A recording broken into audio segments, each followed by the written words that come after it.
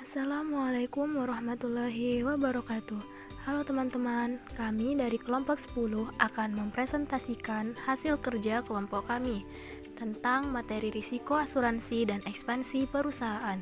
Selamat menyaksikan.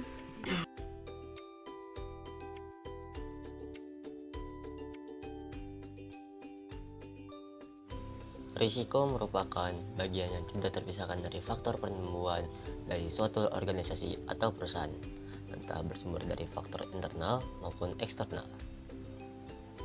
Risiko mempunyai banyak ragam arti. Ada yang berpendapat diantaranya, yang pertama, kesempatan timbulnya kerugian, yang kedua, probabilitas timbulnya kerugian, yang ketiga, ketidakpastian, yang keempat, penyimpangan aktual dari rancang, yang kelima, adanya deviasi dari yang diharapkan. Jika dilihat dari sudut bisnis, yaitu diartikan sebagai uncertainty, yaitu ketidaktentuan, keadaan yang tidak diinginkan yang melahirkan kerugian perusahaan. Uncertainty dibedakan atas economic uncertainty, uncertainty of nature, and human uncertainty.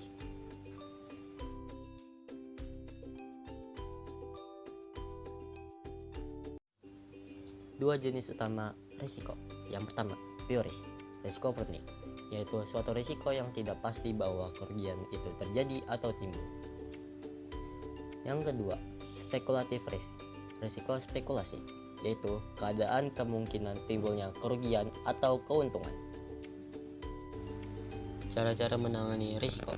Secara teknis, proses menangani risiko dimulai dari tindakan identifikasi kejadian risiko yang bersangkutan, mengadakan penilaian terhadap risiko, dan akhirnya pemilihan serta metode untuk menangani risiko tersebut. Pada umumnya ada 7 cara bagi perusahaan dalam menangani risiko, yaitu yang pertama, risk avoidance, penghindaran risiko. Yang kedua, risk reduction, penurunan risiko. Yang ketiga, risk retention, menahan risiko. Yang keempat, risk sharing, membagi risiko. Yang kelima, risk transfer, mengalihkan risiko. Yang keenam, risk hedging, membendung risiko. Dan yang terakhir, ketujuh, risk insurance, menyelenggarakan risiko. Pengertian asuransi.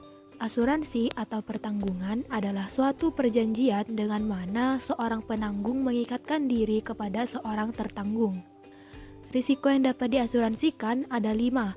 Yang pertama, risiko yang dapat diukur dengan uang. Yang kedua, risiko homogen. Yang ketiga, risiko murni. Yang keempat, risiko partikulat. Dan yang kelima, risiko yang terjadi secara tiba-tiba. Hubungan antara risiko dan asuransi yaitu hubungan langsung yang substansial dan strategis.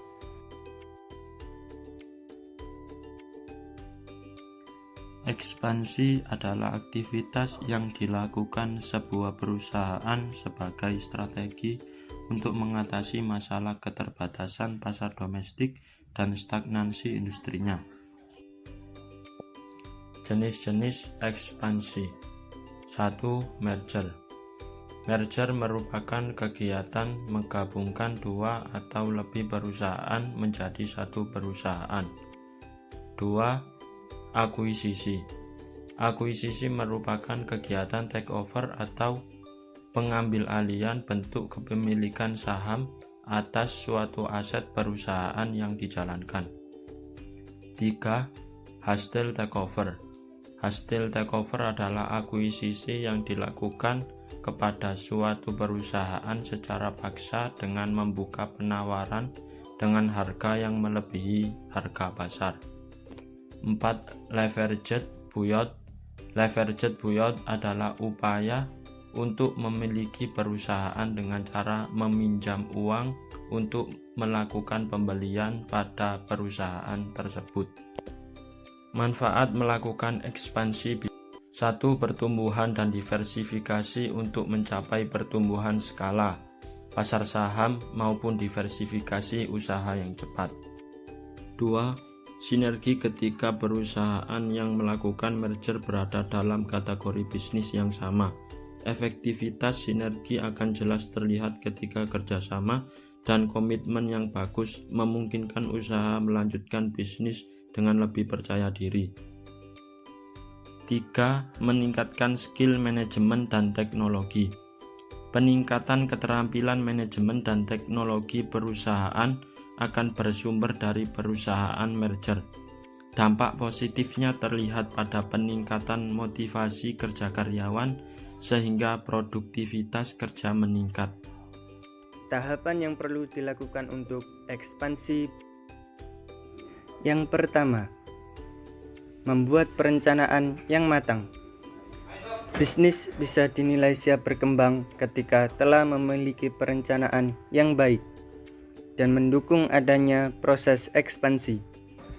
Yang kedua, tentukan model bisnis. Ketika melakukan kegiatan ekspansi, maka model bisnis yang kamu jalankan saat ini tidak akan sama lagi dengan model bisnis ke depannya.